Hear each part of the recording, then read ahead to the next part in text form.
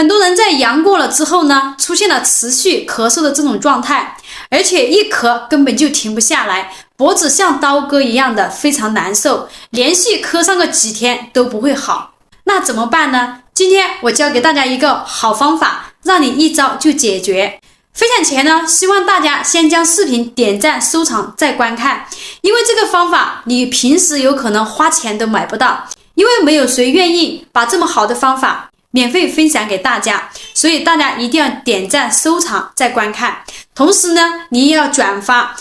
给我们身边的朋友和家人，去帮助到我们更亲的人。当我们咳嗽不止的时候，除了吃一些止咳药之外，我们还有一个非常好的方法，在我们手上有一个止咳的反射区，它也被称之为咳喘点，经常去按揉呢，它有快速止咳的这个功效。那这个位置到底在哪里呢？大家跟着我将手掌伸出来，找到我们的食指跟中指，然后中间这个指缝往下对下来，大约多长的距离呢？1寸的距离，这个位置点进去呢，有明显的酸胀感，这个地方呢就属于止咳的反射区。为了让大家看得更明显，我用笔给大家标出来，画出来呢就在这里，在我们标的这个圆圈这个地方，然后用我们的食指这样点压进去呢，它非常的酸疼。点压的时候呢，一定要将我们的手指甲给它剪掉，用点渗透力点进去，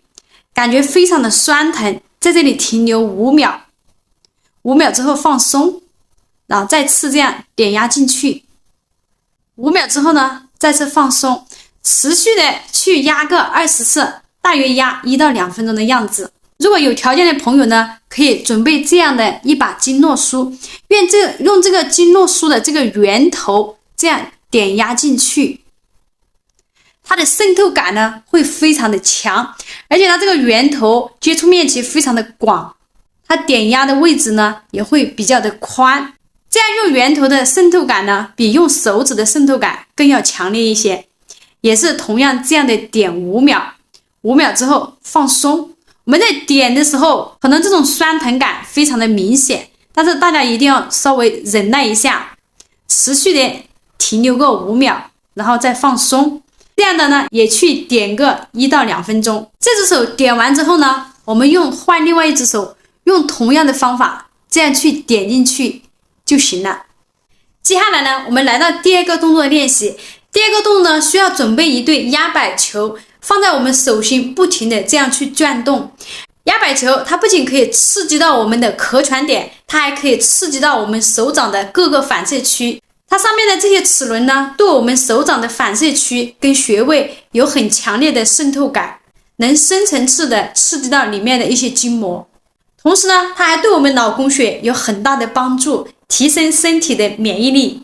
视频的后面，如果还没点赞收藏的朋友，一定要将视频点赞收藏转发，为自己保存下来。因为现在你可能觉得用不到，那万一有一天家里的孩子或者老人咳嗽不止，咳嗽的非常难受，但是你又找不到好方法的时候，刚好就可以用上这么一招，去帮助他们快速止咳。同时呢，大家如果有什么好方法，欢迎在评论区留言一起讨论。咱们下期再见。